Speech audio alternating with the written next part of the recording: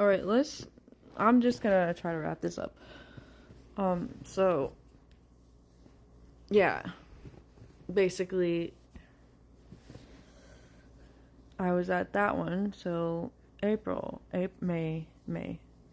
There was also a program where we had to all, like, I think we had to do a music program through our, group home, which was done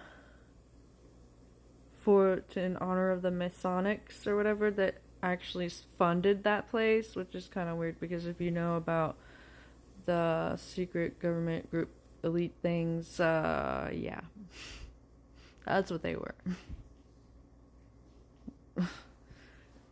But anyways, that was kind of fun, I guess, to do. Like, you sing and then do like, and then you say your name at the end or whatever. And then we all went out to eat after that. But on the way back, there was there was a lot of lightning, and there was like a lightning show. Wait, so like, let me think, cause I think I think I was there longer. Like, I was 14, I think, when I left there. I want to say because it had to be till June or something because like I was there long enough to like be there after like school got out, which was in May, you know. So unless I was like, okay, let me think. Never mind. I know. Yeah. So, anyways, like when I ended up getting kicked out of there because they were like, we can't help you anymore. We don't know how to help. We can't help you anymore. Like, cause like the house parents even were like talk to me like that. Like, I think like there was one time there was a tornado, so we were at a different one of the other houses there. But like, anyways, like for some reason they just were like, we don't know how to help you, and it was. I felt like, what the fuck is wrong with me? Like, I'm not doing anything. Like, what am I doing wrong? You know, like, what am I doing wrong?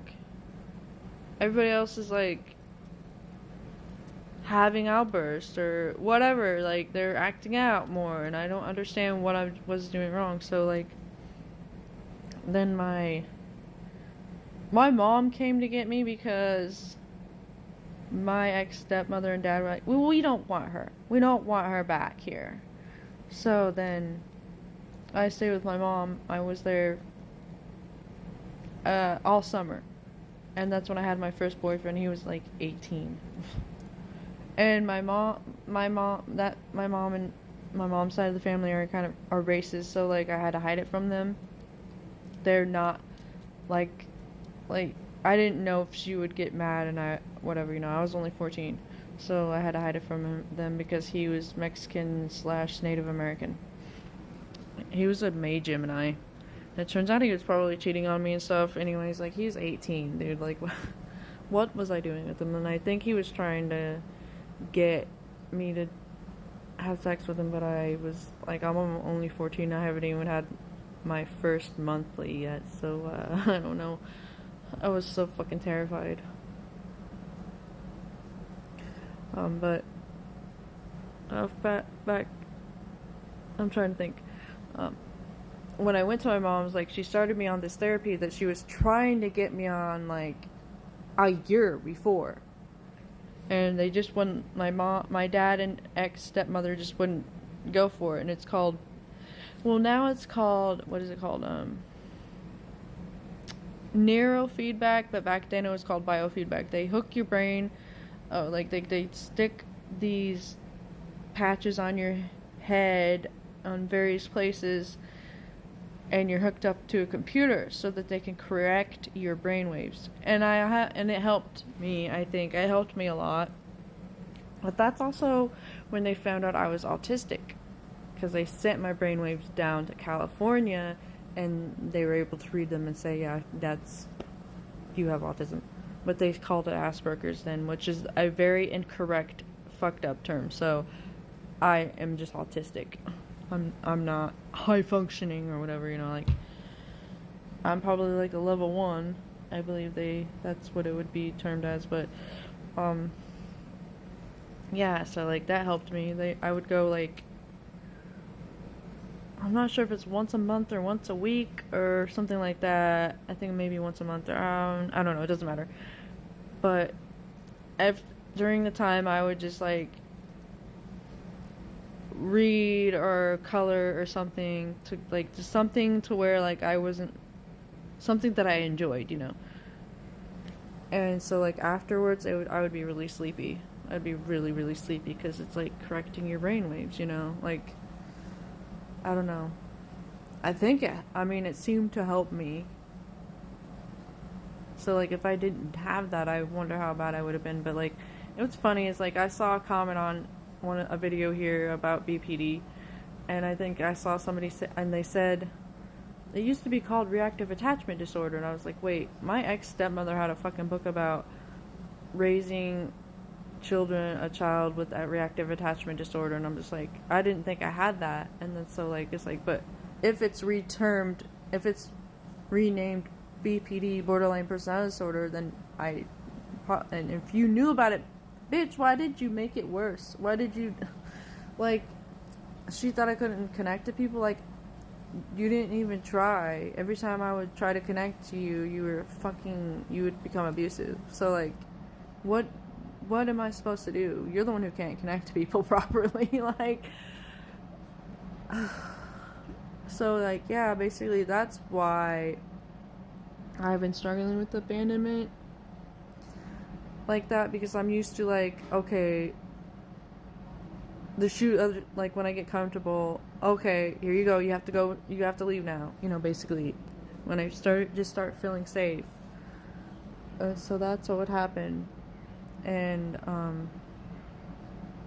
trying to think, I might be leaving something out. Oh yeah, I was with my mom for the whole summer, and eventually the first time I went to visit my dad and his ex-wife for a weekend, she literally brainwashed me and convinced me to come back and live with them, because my mom was working on trying to get full custody or at least joint custody so neither would have to pay child support.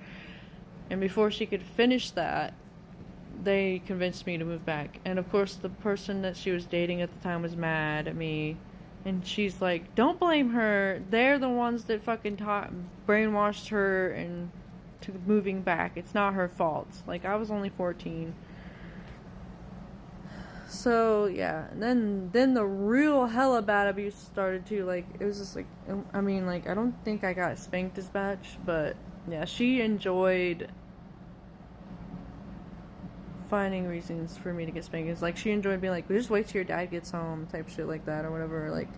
Like they talked on the phone during all of his breaks and stuff at work. So like there was a girl stepmom that I went to school with that like sometimes I got in trouble because like I didn't tell about a book report that I had to do or something, and that's one of the times.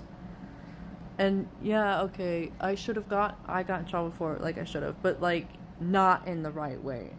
I shouldn't have been beat up. Like there was one time my dad, like his hands were worse than a belt.